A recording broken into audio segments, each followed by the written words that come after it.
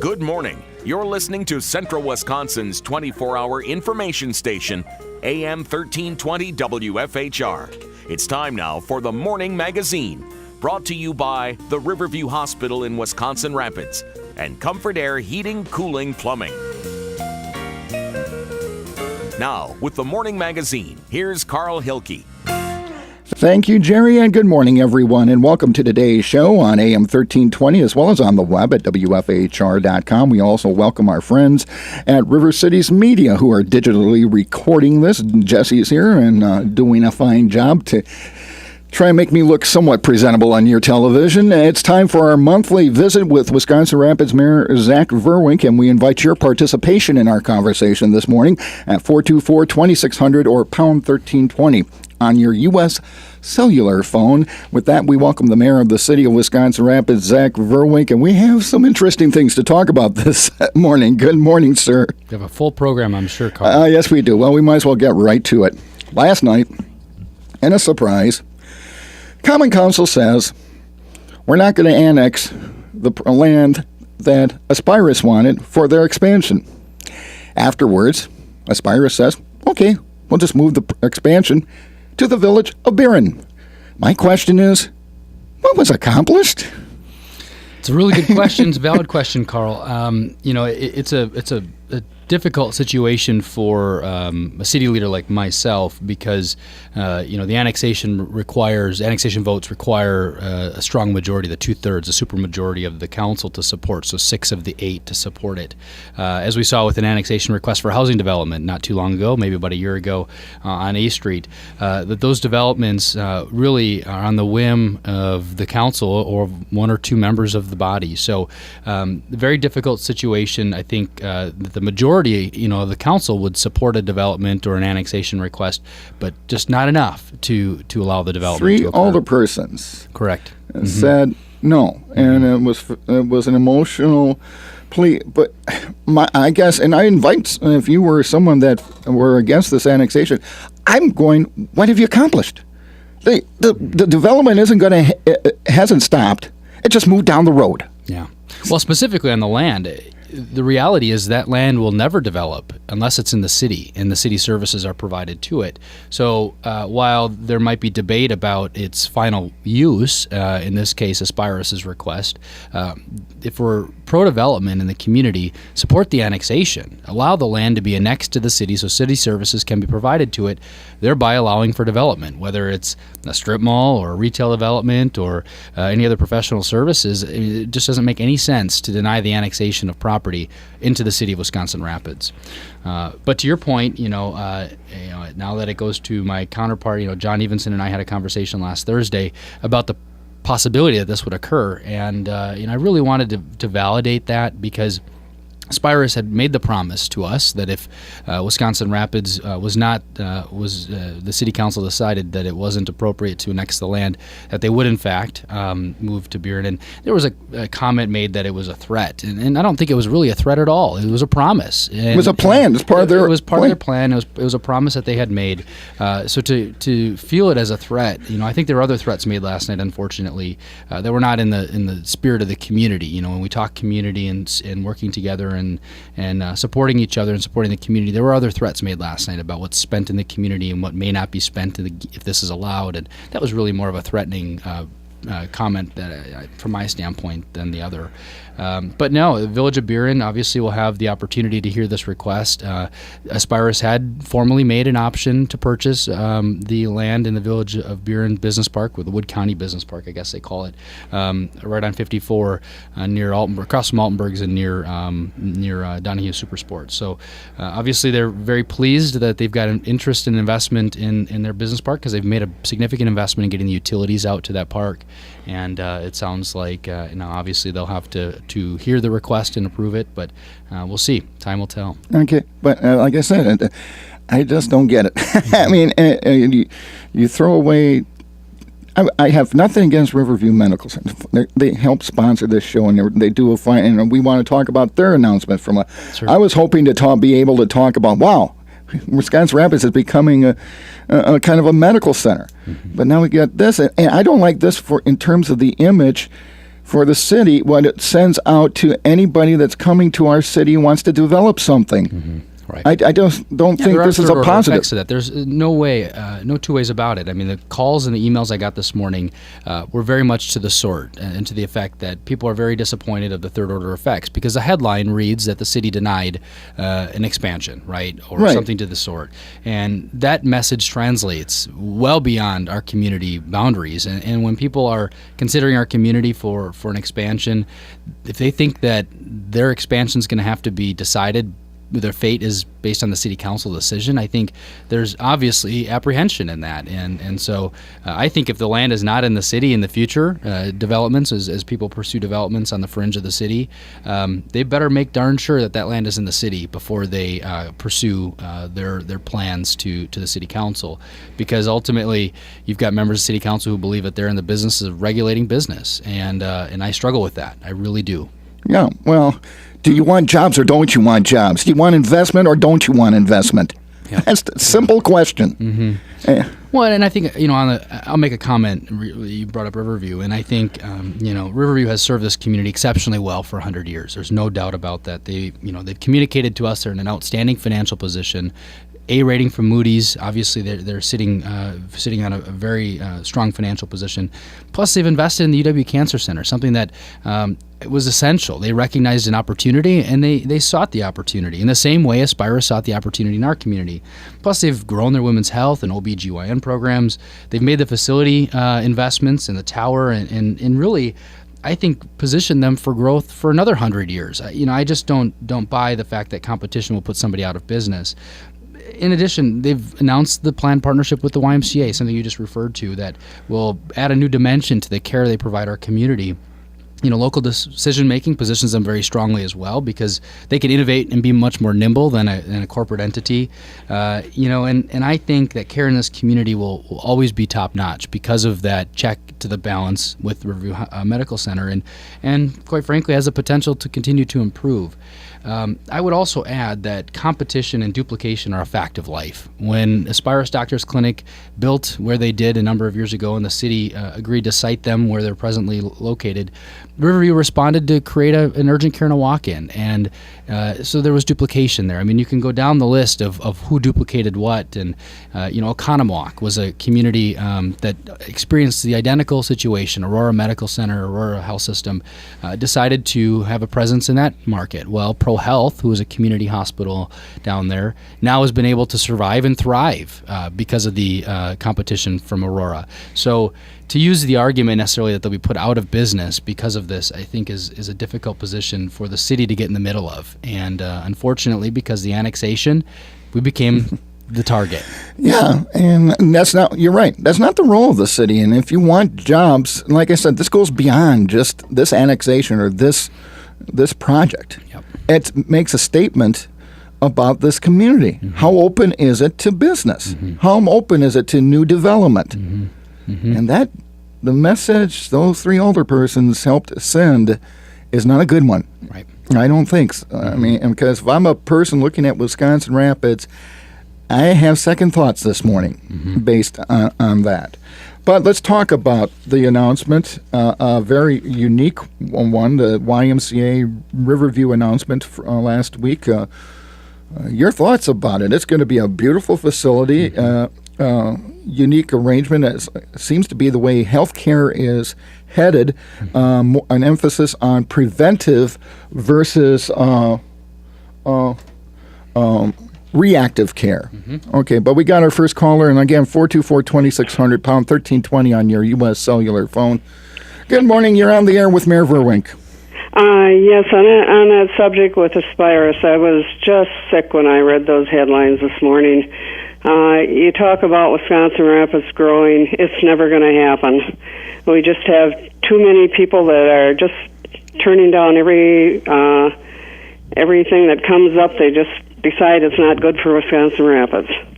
And I'm just wondering maybe there's a possibility of reconsideration of that vote, or bringing it back to the council, or convincing those people that voted against it, hey, that was not a good idea. Okay, well, that's a good point. That's a very good point, caller. Let's ask the mayor. Yeah, there definitely is recourse for that, and I would encourage you and others that feel strongly about the decision last night to contact one of the 3 alderpersons. Their phone numbers and emails are on the city website. If you don't have access to that, you can call the city clerk's office, and we can provide that. But to the point of bringing it back, in fact, there was one alderperson that made a formal request to the city clerk last night to renew the petition for annexation, which was the case that happened with the housing development on 8th Street last year. So ultimately, it's still going to require the same vote threshold of 6 of the 8 alderpersons voting in the affirmative for it to pass, but it is a possibility, and I would say it's somewhat of a likelihood, given that one of the alderpersons made the referral to the city clerk to bring that item back for reconsideration. Well, that's good to hear. And it was my understanding that Aspirus was going to offer new services that presently aren't available at Riverview that normally go to Marshfield Clinic. Mm-hmm. Well, yeah, And the reality is those specialists, if there's a market here for them, the idea was to bring those specialists from Wausau, and if there was a critical mass, they would be housed here. So coming down to provide the quality of care right here in our community, so residents didn't have to travel. Mm-hmm. Okay, thank you. Well, thank you for the call. And that's a good point. I mean, and I guess if you're part of the silent group that thought this thing was going to go through, and now you're reading the headlines this morning, or you're listening to us, and you're upset about this, get on the phone. Yeah. Get on the phone. Civic participation at its finest. Yeah. And I really appreciated, the over 100 and some emails that I got from Riverview employees, very concerned about their jobs. I mean, there's no doubt. I think people that go to work at the paper mill every day are very concerned about what their financial livelihood will be following the transaction with Verso and others. So it's not uncommon. And healthcare is, we saw the disruption in the tech industry, or even in the paper industry in early 2000 with the introduction of tech and how we get media and information. It isn't so much on paper. We know that. It's a fact of life now. So disruption happens, and industries are disrupted all the time. And to be insular, or to as some people have said, stick our head in the sand. I don't know if I would say that myself, but it's been said to me, that isn't necessarily an approach or a strategy. And I commend Riverview for making the innovative investments to be stronger. But we had a request that it was an appropriate request from a party to invest in our community. I was also had a lot of conversations. I've fortunately or unfortunately become much more abreast of what's happening in the healthcare business. I mean, it's a business at the end of the day. Sure it is. They still have to make a profit, and if Riverview makes earnings, those earnings then are reinvested back in our community.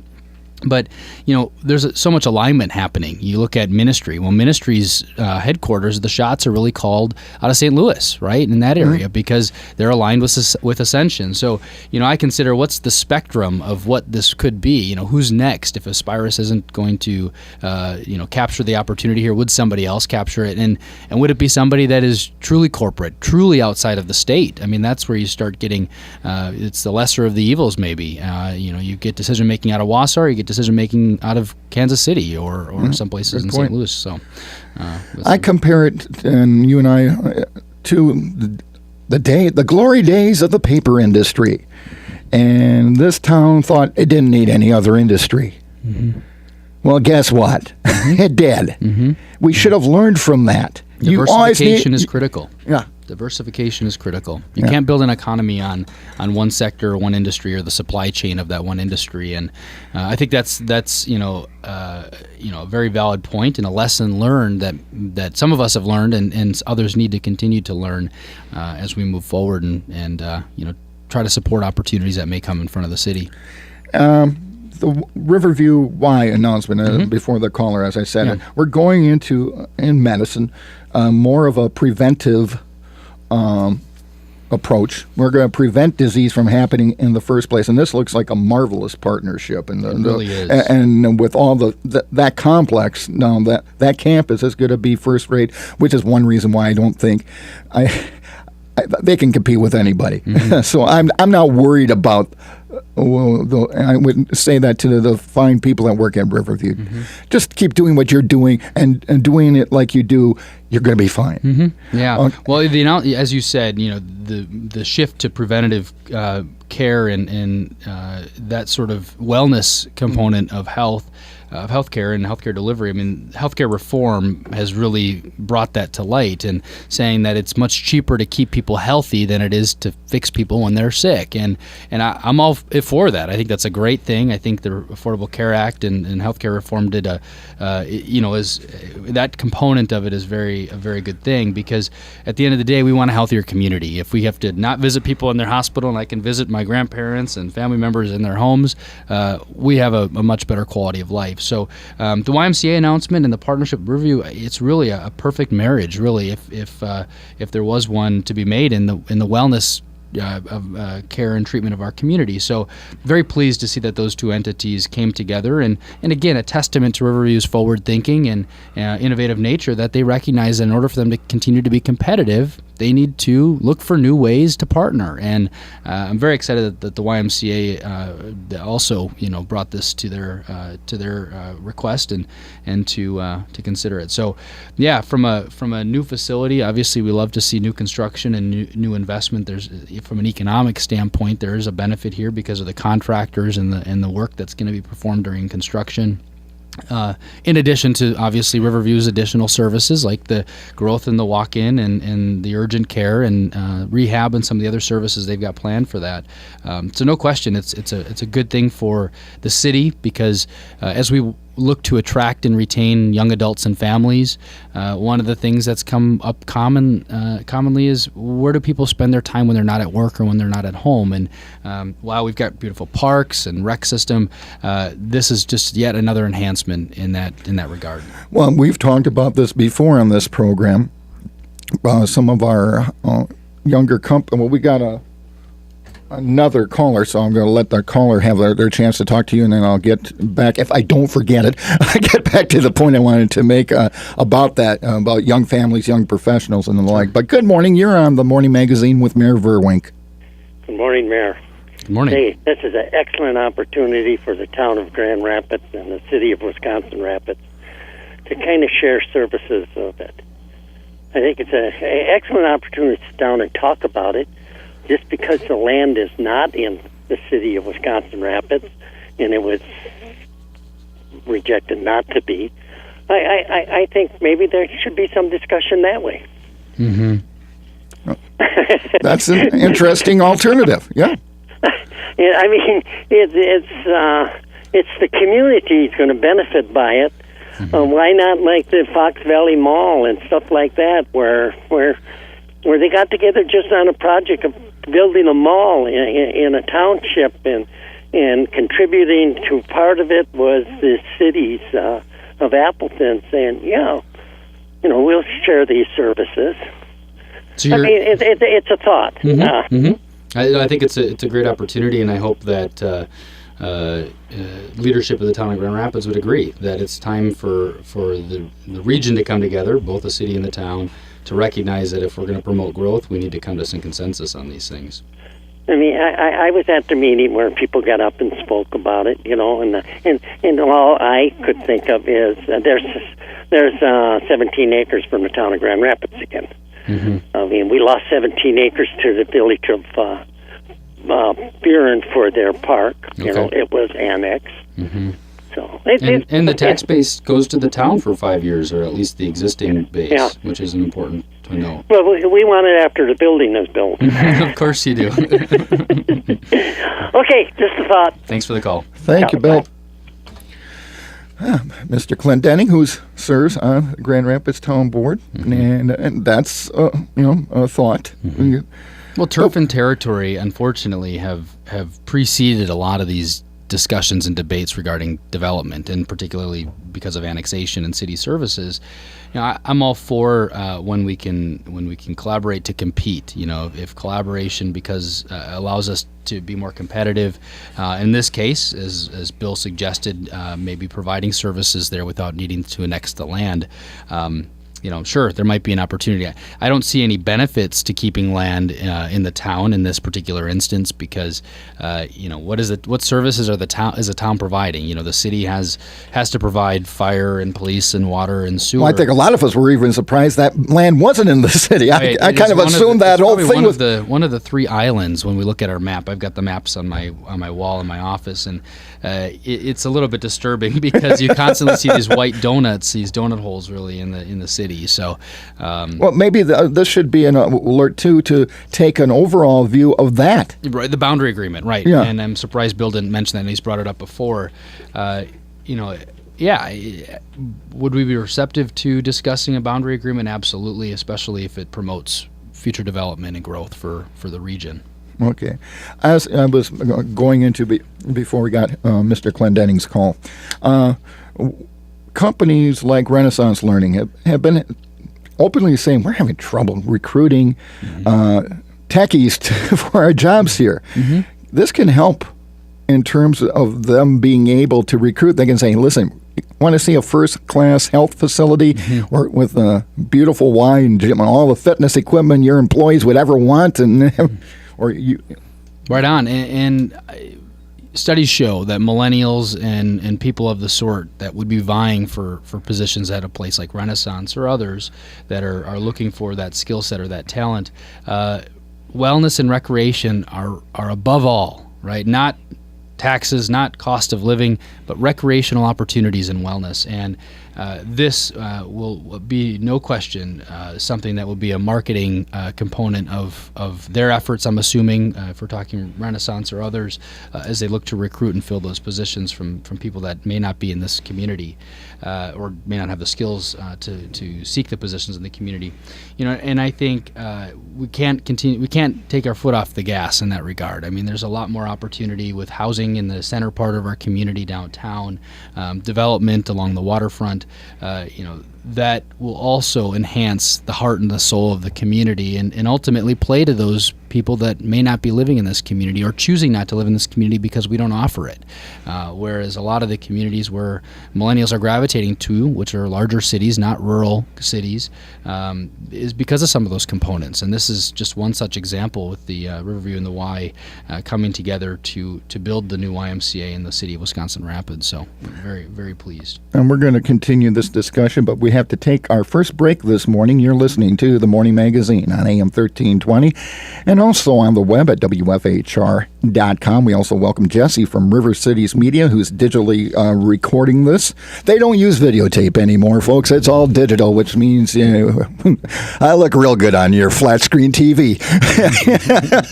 But we're glad to have them here, and the mayor is going to be here this entire hour, and we invite your participation at 424-2600, pound 1320 on your U.S. cellular phone. Good morning and welcome back to The Morning Magazine, presented by Comfort Air Heating, Cooling, Plumbing, and Riverview Hospital in Wisconsin Rapids. It's time for part 2. Once again, here's Carl Hilke. Thanks again, Jerry, and welcome back, everybody, to today's show on AM 1320 and WFHR.com, and also on River Cities Media. You can check your local cable listings for when you can view our cablecast and see our wonderful facility and go, so that's where Hilke does his gig. Wisconsin Rapids Mayor Zach Vruwink is here for the entire hour, and our phone lines are open at 424-2600, pound 1320 on your U.S. cellular phone. Speaking of construction, how have things been going post-hail? Of course, we had some more hail just the other day. Well, we just asked, and ye shall receive. Let's get right to the callers. I want them to have a chance to talk to you, Your Honor. Please. So, good morning. You're on the air with Mayor Vruwink. Good morning, gentlemen. Good morning. A quick answer to the subject that's been presented there by the mayor and you this morning. I watched about 2 seconds of last night's council meeting. It's absolutely disgusting to look at gentlemen that are on that committee that don't know what in hell they're going to do next or say, besides throw their arms up in the air, this or that. They get nothing. They never accomplish anything. So I hung up. I pressed the button on the TV. Thank you. Thank you for the call. You see, hearing people are kind of ticked off. I mean, and a lot of times it's the people that assumed, and I guess maybe a lot of this is a good lesson for our constituency. Never assume anything in the political world. That's right. Yeah, it's not a done deal until the vote's cast, and I think if anyone had a passionate position on the subject last night and didn't contact their alderman, I guess it didn't do anybody. It was a disservice to themselves, because ultimately these individuals represent a district, and all of us city residents live in a district, and we've got a representative that we should be interfacing with, phone, email, even a request to meet. So I'd encourage people to share that feedback with their alderperson. By the way, I like the plug for the radio show. We did that this week. Yeah. Yes, and you got a nice mugshot. I got a nice shot of me. So you're referring to the community update that I publish every week. And residents, I'd remind residents too, if you don't have access to the computer or email, you can request a copy of the weekly community update from my office. So just give Nick, my assistant, a call, or myself a call, and we'll get you a copy of my community update every week. Okay, well, we got the phones open, and people are calling, and they want to talk to you, Your Honor. Good morning. You're on the air with Mayor Vruwink. Good morning.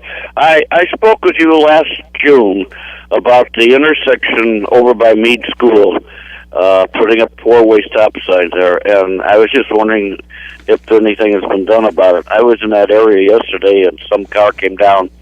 He was doing at least 30 on that street and ran right through there. Could you let me know, please? Sure. We talked to the city engineer about it. It would require a traffic study to decide if they should stick a four-way stop there. Right now, it's a two-way stop. I believe he's referring to 17th Avenue and. Trying to think of the intersection right in the corner of Meade School. I can't remember the cross street there where the pool is and everything. But it would require a traffic study. There is the intersection, obviously the controlled intersection at 17th and Grand.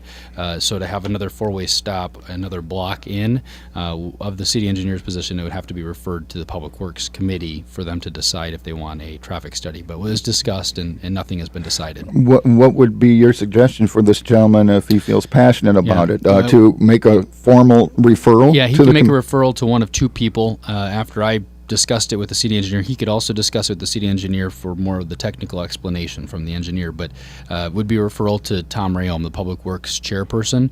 He's the person that will chair the meeting and set the agenda for that meeting. So Tom Rayom is the chair of the Public Works Committee. Recommend that he make a referral directly to that gentleman or of the council, and then they can discuss it further. Yeah, as a citizen, you can make a referral and you just say, right. I would like to talk to the committee about this. Correct. And that's, sir, what would be the best thing I think you could do. And then maybe get some of if you have other neighbors that feel the same way, get them together and sign it and then go to that committee meeting. It is a school zone, so if there is, excessive speed and other things, those obviously carry penalties. And I know the police department does do routine school zone monitoring. So if there's a concern of speed, that does occur. And if there's a concern about speed, the police chief, Kurt Hoyer, would also be somebody to speak to in that regard. Or calling the shift commander if there's a specific situation to dial the shift commander or Wood County Dispatch to be routed directly to the shift commander. So a couple of ways for that to be remedied. Okay. As I was saying, going into talking about construction work, we've had outside contractors coming into town, but I haven't heard the kind of horror stories from past time, and it seems like they're Wisconsin-based or regionally based. Is that because of the system that was put in place from the lessons that we learned in 2007? Yeah, it's really twofold. One, when you go through your second one, you're more prepared. Just that's a fact of life and humanity. And I would say, too, that the city's quick-witted nature for all of us, my staff and others, to say, we better get and license these or require a registration from the transient merchants, those that would be soliciting business from neighbors. So they had to get licensed. They had to get they registered or licensed, whatever you want to call it, from the city clerk's office. There's a permit fee for that for those that are out-of-town contractors, which is to protect those that are in the city from from getting in business with somebody that may not have their best interest in mind.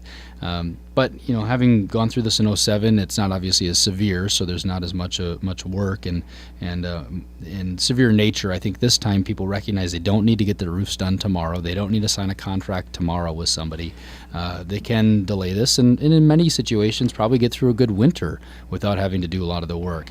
On the permit side of things, I think we've done a better job of educating homeowners and contractors that permits are required for work that's not being performed by the homeowner, and those carry penalties too. So the council last night actually passed the allowance for additional inspection time to be granted to those that are performing inspections, some overtime, knowing that given the sheer number of permits that we'd expect to be pulled, there's not going to be enough time to inspect them under a given standard work schedule. So that'll allow us to inspect more, so there's not so many of the horror stories where they're not sticking in some of the winter barrier and some of those things that may have been done previously. But encourage residents to take caution when they sign a contract and ask for the light. They have to show you that they have the documentation to say, hey, can I see your city permit? Can I see your state license? Yep. Are you bonded? I want to see all of this. Yep. Make sure you're very clear on the permit pulling, because if it's not discussed, oftentimes it doesn't happen, and that's when it's really a double assessment. It's a penalty of twice the permit cost if you don't pull permits. It's in the best interest of the homeowner. People complain about having to get a permit, but we've streamlined that process. You can pull the permits online, so there isn't a lot of extra effort or work that goes into that. Yeah, and this will be continuing into next year. No question. I know Jerry Hazel on his program on my show, he basically said he's taking care of his regular customers first, his previous customers, and he probably can't take any new business right now because he's that busy. Right. And this is going to be continuing, but he basically said, everybody calm down. Yeah, and we encourage people to use local contractors. One, because it's a fact that those dollars will circulate. But you're going to have to be patient.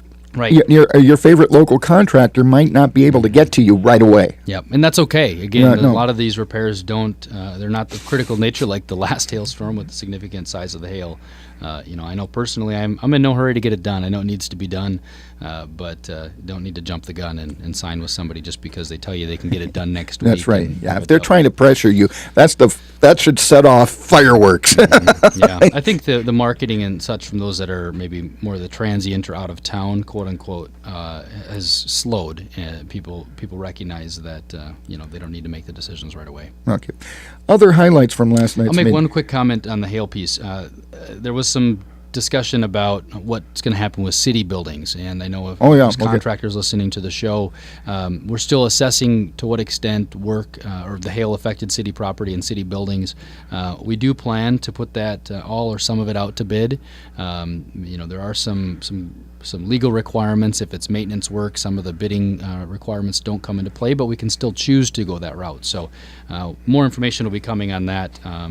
No city work has been done at this point, so nobody can get too upset with the fact that they didn't get a shot at doing the work. That opportunity will come. Okay, so you'll post it through all the proper legal notices. We're going to take our final break this morning, but the phone lines are still open at 424-2600, pound 1320. On your U.S. cellular phone, your chance to talk to Wisconsin Rapids Mayor Zach Vruwink live here at AM 1320. Welcome back to the Morning Magazine and our monthly visit with Wisconsin Rapids Mayor Zach Vruwink. The phone lines are still open at 424-2600 or pound 1320 on your U.S. cellular phone. Anything else from the council meeting that you wanted to bring up or enlighten us about what we may have seen and didn't understand, or what? Sure, some of the action. The Planning Commission also had some items in front of it at its last meeting on August 4th, one of which was Cross Paths LLC, who is a developer that owns the Woodlands Church, the former Shopko Mall, that has redeveloped that and really done a beautiful job. They have making that facade look very nice. And the interesting thing is they own the access, so they own the road from the expressway to their building. COPS and the other entities own kind of up to that access road as a shared access road to the other parcels. But the sign ordinance code it doesn't allow entities like Shopko and COPS and others to have signs on 8th Street unless they have frontage on 8th Street, which is pretty. I mean, everybody would understand that, I think.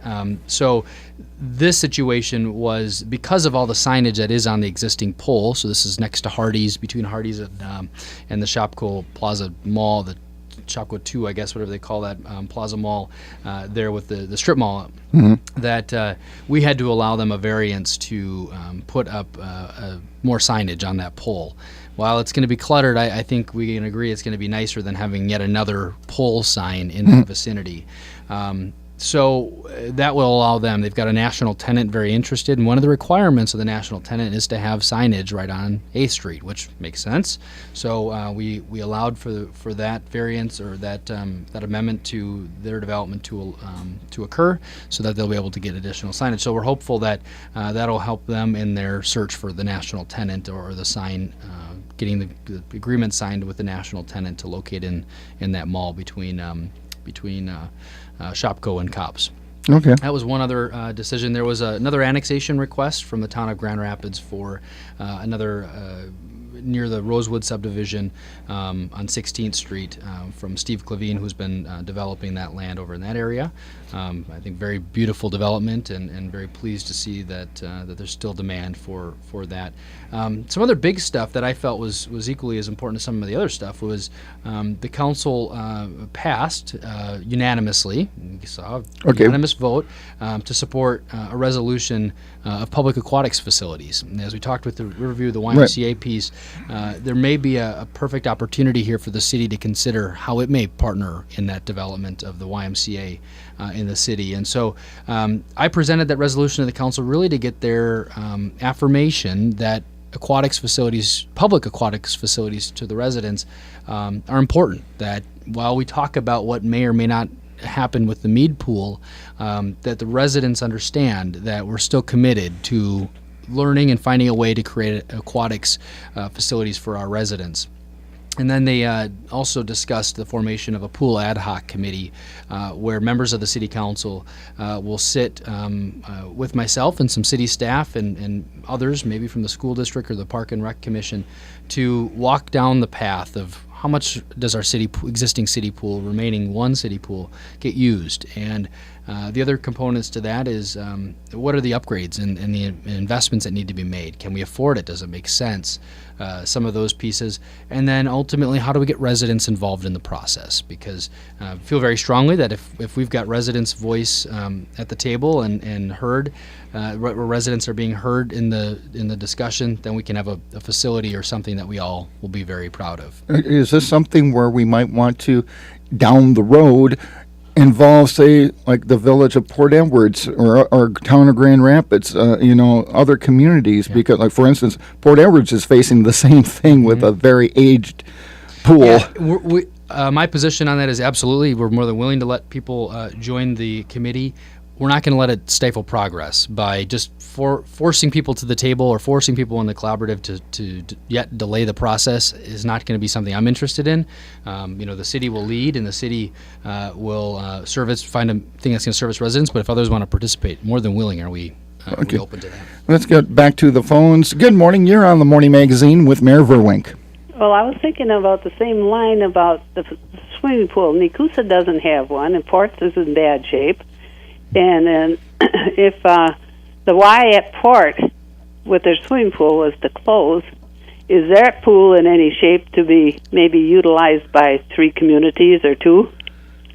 That's certainly an option. I know the village of Port Edwards has also, I think at the beginning of summer, started to talk about what they're going to do with their pool. I know there's a potential of including closing. Yeah, within the next year, unfortunately. So pretty short order. And I would say Mead Pool. There's been discussion this could be one of its last couple of years, 1, 2, or 3 years.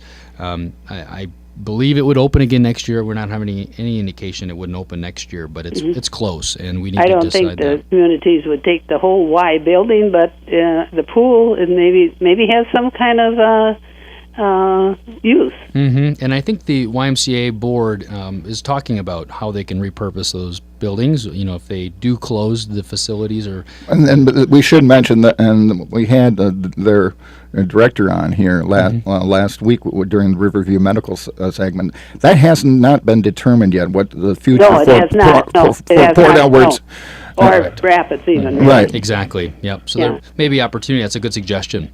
But Pass we've that been along. thinking. Well, hey, I'm glad that you're thinking. That's why I like it when you call in with good suggestions. Thank you for the call. Bye now. Bye-bye. No, this is the time to throw out all the different ideas when we have the time. Absolutely, yeah, and I, especially because we're being somewhat proactive. I know the other pools, as the caller mentioned, in Nakusa and Port Edwards being very close to its end of life. We need to put together a plan. We need to be, but we also need a plan to act. We do need to act. Putting together a pool committee and talking about these things and not making the tough decision is not, in my mind, is not something I'm interested in doing. We do need to follow through with the action of whatever we do ultimately decide. You talked about the Shopko Plaza area. What about the Rapids Mall area? How you finally were able to make contact some time ago with the owners. How is that progressing? What are the plans there? Have you heard of anything? Well, I do make a point when the ownership group is in town, which has been about every month, to sit down with them and really engage in almost a debate at times about what the future and how they can continue to support, or the city can continue to support growth of the mall and redevelopment potentially and that sort of thing. Obviously, painting it was a huge step. The last time they were up, they were looking at the roof to make sure that there weren't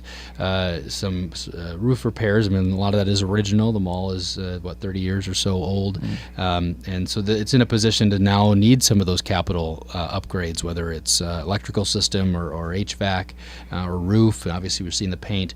They're in the right. They're pointed in the right direction now. I think they had some legal issues they had to put behind them, and that only happened earlier this year. And I'm pleased that they finally are flying into town. They're spending nights at the Mead. They're coming to the property. Some of the simple stuff that indicate that they're here for the long haul and want to make it successful again. But it's a tough game because it's retail, and they're doing the right thing. I mean, you can't bring prospective tenants in a property that is dirty and hasn't had a coat of paint on it since it was installed or built.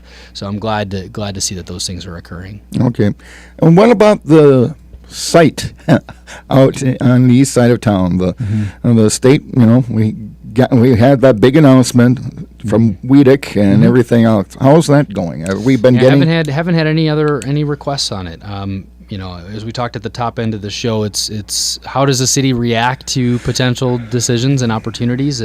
I can't say for certain that those things affect ultimately those decisions, but one thing we are working on is an infrastructure scan that will occur in our region and take a look at things from workforce, which has been so much work done with workforce with Encourage Community Foundation and Workforce Central leading the way as it relates to workforce needs and assessment in our community. But how do we look at underground infrastructure, water, sewer, and then above ground, whether it's electricity and then the like. So that study, the Chamber of Commerce as well as the city and the Reggie Group have been working towards a study that will begin this fall. We've now decided who the consultant will be that's going to perform that assessment for us. And ultimately, our goal is to take that assessment to pair up with that site so that way prospects can know what the limitations and the capabilities are for the site. There are some questions yet just in the city as a whole or even in the region. I mean, we talk about Buren and some of the others.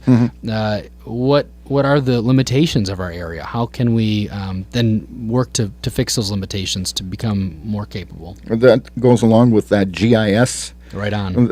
Yes. Work that you've been doing. How's that going? Well, we hired the GIS specialist earlier this spring, and that's Geographic Information System. It's an acronym. We can talk in acronyms, but the Geographic Information System is really a database and a clearinghouse for everything that's in a file cabinet, and whether it's maps of underground utilities or when those utilities were installed, or fire hydrants, street conditions, when those street investments were made. I mean, the opportunities are really endless.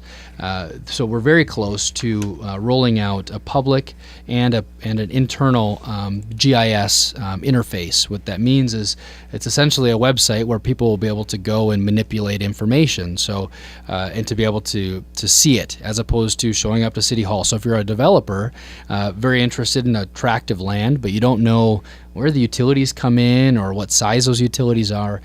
GIS is very important. It's a very important investment for us to make as a city, because many of our other competing cities have already they're well ahead of us in this regard. So nice to see some of the strides we're making in this regard with GIS. Okay, the Memorial Clock and Bell Tower, a landmark in our city. Well, I remember the fundraising and everything else that went into, and the work Paul Gross did, and to restore that bit of city history and build that tower, and it's hard to believe it's been as up there so long, and now we're having to look at some restoration work. Yeah, it is. Time flies, doesn't it? So just a couple weeks ago, Paul Gross and Phil Brown and I actually, Paul Gross climbed up the tower. I climbed up right behind him. I mean, it's amazing, see a guy in his 90s just not fearful of climbing up to the tower. So I was up there, and I was just amazed. There are actually some pictures I took when I was up there that are on the blog and the community update site. To see that thing constructed in the late 1800s, and it's still as functional as it was back then. It does need a little bit of restoration work. The faces, the clock hands, for example, are too heavy, actually, so they need to get some made out of teak wood, which they're working on right now to track down a supplier for those. The bell hasn't chimed for some time, and there's a little motor that operates that piece. So at this point, we wanted to know what is it going to take to get it back operational and functional again. The light, for example, that lights up the faces, the photo eye that's there is out of commission. So it's going to need some work, but it's one of those little fixtures in our parks that I think, at its time was something the community rallied strongly behind, and our hope is to get that back functioning yet this fall or next spring at the latest, so that way we'll be able to hear the chimes and the clock will keep time and see it lit up. Yeah, so we're working on some exterior lighting of it. Unfortunately, there's been vandalism with some of the lights that were down there. Oh, man. Yeah, really disappointing, but we're hopeful that the community again will rally behind that, so it isn't necessarily city funds that have to go into getting it back operational. We can always support with room tax money, but the intention is not to fully fund it from city funds. I would think that especially the history buffs or people that were involved in the original effort would be very interested in that. Yeah, so the committee still is Phil Brown and Paul Gross and Jerry Feith, and if any community members know those people, can contact them directly. I know there's going to be a campaign to raise funds, as I mentioned, to do some of the improvements there to get it back operational.